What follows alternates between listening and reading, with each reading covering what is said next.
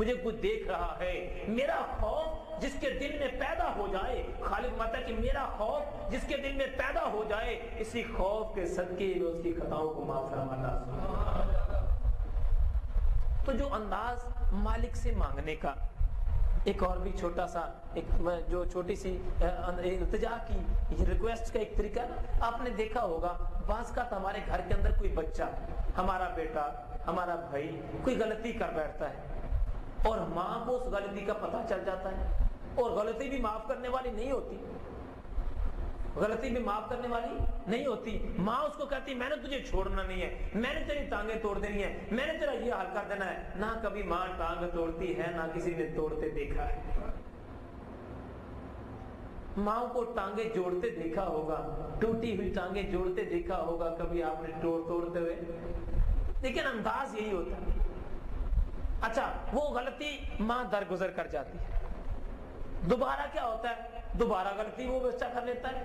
تو ماں بتاؤ کیا کہتی ہے, میں دسنیاں تیرے پیو نے, میں کرنی ہے تیرے بنا گل, میں تیرے باپ سے بات کرتی ہوں. وہ جو باپ سے بات ہونی ہوتی ہے نا, اچھا باپ نے رات کو ڈیوٹی سے آنا ہے, اب ماں نے صبح 9-10 بجے بچے سے بات کہہ دی, آج تیرا باپ آئے گا نا واپس تو میں اس سے بات کروں گی کہ تو بات نہیں آتا. اب وہ جو صبح 9-10 بجے سے لے کے باپ کے آنے تک جو بچے کا انداز ہوتا ہے نا ماں کے سامنے, امی چلو ایک مرتبہ چھوڑ دو, امی میں آئندہ نہیں کروں گا, امی میں نہیں کروں گا, وہ جو التجائیہ انداز ہے نا, مالک فرماتا ہے کیا میرے بندے جب تیرے سے غلطی سرزد ہو جائے تو انتظار نہ کیا کر کہ میں کل معافی مانگوں گا, میں پرسوں معافی مانگوں گا, میں انشاءاللہ بعد میں مانگوں گا. اے میرے بندے تیرا کام ہے فوراً میرے سامنے التجا کر دینا. التجا کرنا تیرا کام اور معاف کرنا میرا کام, لیکن التجا اس انداز میں ہو. میں نے آپ کو انداز سمجھایا نا, میری اپنی ایک سوچ ہے کہ بندہ جب مانگنے والا ہو تو مانگے اس انداز سے کہ دیکھنے والے کو ترس آ جائے. اچھا وہ مالک کیسا مالک ہے, دیکھیں وہ رب, دیکھیں کیسا رب. میں ابھی مدینہ طیبہ, بڑی تھوڑی سی معرفت والی بات ہے, بڑی نہیں, ذرا تھوڑی سی کانوں کو دھیان دے کے سنیں گے تو بات سمجھ آئے گی, پوری توجہ سے سنیں گے تو بات سمجھ آئے گی. میں نبی پاک علیہ السلام کے قدمین میں بیٹھا تھا, قدمین کی طرف, اور بیٹھ کے تو میں اس کے بعد پھر اٹھا اور نبی پاک علیہ السلام کے چہرے مبارک کی طرف جا کے وہاں بیٹھ گیا. اور وہاں بیٹھ کے تو میں بیٹھے وہاں بندے کو اپنی کرتوتیں خود ہی سمجھ آنی شروع ہوئی تھی کہ تو کیا کرتا رہتا تھا.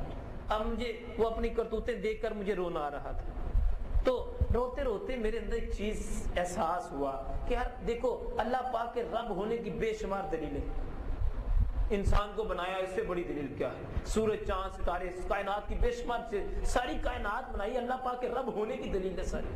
لیکن ایک وہ دلیل جو میری سمجھ میں آئی جس سے ایمان کی تازگی ہوگی.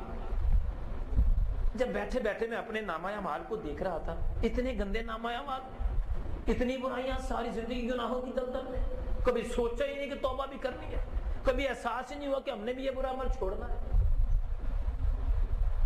تو جب وہ سارا انداز چلتا رہا تو جب بندہ پھر رونا شروع کر دیتا, رونا تو خود ہی آ جاتا ہے وہاں پر. جب رونا شروع کیا تو رونا خود ہی جیسے جیسے آنا شروع ہوا تو اندر ایک چیز پیدا ہوئی کہ وہ رب, اس کے رب ہونے کی دلیل بے شمار ہے, لیکن ایک یہ بھی بہت بڑی دلیل ہے کہ جتنے اپنے بندوں کے رب راز رکھتا ہے, پیدا ہونے والا اتنے راز رکھ ہی نہیں سکتا. یہ وہ ہے جو پیدا نہیں ہوا, وہ رب ہے جو پیدا نہیں ہوا, کیونکہ پیدا ہونے والا کسی اپنے بندے کے اتنے راز رکھ ہی نہیں سکتا.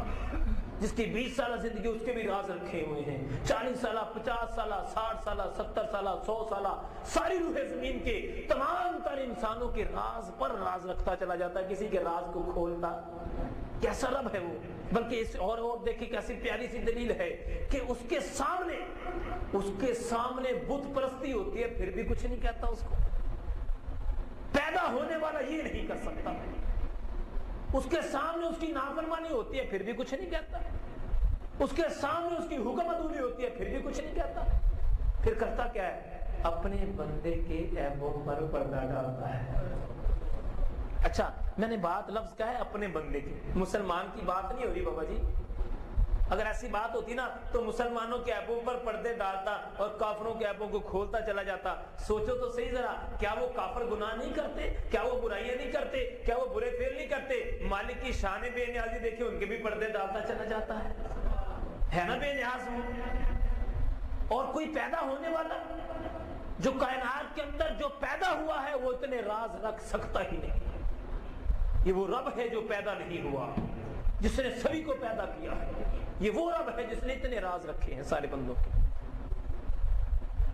اچھا, وہ رب اتنے راز رکھنے والا, اتنا غفور الرحیم, اتنی بخشش کرنے والا, اتنی انعامات دینے والا, اتنی بندے کی توبہ قبول کرنے والا, پھر وہ کیا اعلان فرماتا ہے کہ اے میرے بندے, جب تیرے سے کوئی غلطی سرزد ہو جائے, تیرے سے کوئی برائی سرزد ہو جائے, تیرے سے کوئی گناہ سرزد ہو جائے, تیرے سے کوئی برا عمل تیرے سے ہو جائے, تو ایک کام کیا کر, تو گھبرایا نہ کر, ہاں اس پہ پشیمان ہوا کر, اس پہ ندامت کیا کر. تیرے اندر احساس پیدا ہونا چاہیے, تیرے اندر فکر پیدا ہونی چاہیے, تیرے اندر ایک ہلچل مچ جانی چاہیے کہ میں نے اس کی نافرمانی کر لی ہے. اگر تیرے اندر ہلچل نہ مچے تو یہ احساس کیا کر, سورج کی مجال نہیں ایک پل اپنی مرضی سے آگے پیچھے ہو جائے, چاند کی مجال نہیں ایک پل اپنی مرضی سے آگے پیچھے ہو جائے, ستاروں کی مجال نہیں ایک پل اپنی مرضی سے آگے پیچھے ہو جائے, ہوا کی یہ مجال نہیں کہ ذرا سے ادھر کا رخ ادھر کر لے, روشنی کی مجال نہیں کہ ذرا سے ادھر سے ہٹ کر ادھر اپنی مرضی سے چلا جائے. یہ ساری کی ساری نافرمانیاں کرتا ہے تو انسان کرتا ہے, اور کوئی نافرمانی کرتا نہیں. کتنی مخلوقات اللہ نے پیدا کی ہیں, بے شمار ان گنت مخلوقات پیدا کی ہیں. آپ سمندر میں چلے جائیں, سمندر کو دیکھ لیں, سمندر کے اندر ان گنت مخلوق ہے, لیکن ساری کی ساری مالک کی فرما بردار ہے. اور کبھی کبھی اگر نام احساس پیدا ہو, بندے کو اصل احساس نہیں ہوتا, جب اس کو سمجھایا جاتا ہے, سمجھانے کے بعد 2 دن 3 دن 1 دن اس کی سمجھ میں آتی ہے بات, دوبارہ اپنے دنیا کے چکر میں لگ جاتا ہے. میرے بھائی دیکھ, آپ نے کبھی کبھی دیکھا ہوگا ویل چیئر پر لوگ جا رہے ہوتے ہیں, ٹانگیں ان کی معذور ہوتی ہیں, ایسے ہی ہوتا ہے نا, ٹانگیں ان کی معذور ہوتی ہیں اور ویل چیئر پہ وہ جا رہے ہوتے ہیں. کیا وہ چاہتا ہے کہ میں ویل چیئر پر جاؤں؟ کبھی بھی نہیں چاہتا وہ کہ میں ویل چیئر پر جاؤں. بے شمار لوگ جو ہاسپٹل کے اندر بیمار پڑے ہوئے ہیں اور ان کے جسموں کے اندر آکسیجن کے وہ ساری مشینری لگائی ہوئی ہے, اور جناب ان گنت مشینری اس کے جسم کو سارے کو سنبھال رہی ہے, وہ تو کبھی بھی نہیں چاہتا میرے ساتھ ایسا ہو, لیکن ہو گیا.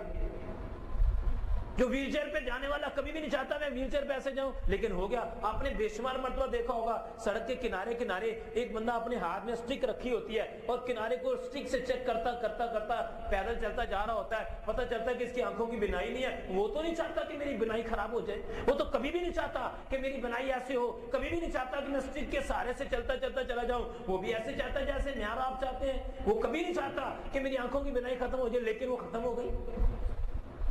اسی طرح اور بے شمار ان گنت لوگوں کو دیکھ لیں آپ کہ جن کے کان سننے نہیں ہوتے, وہ کانوں کی یعنی قوت سماع نہیں ہوتی ان کی, انہوں نے مشینی آلے لگائے ہوتے ہیں جس سے وہ سنتے ہیں. وہ تو کبھی بھی نہیں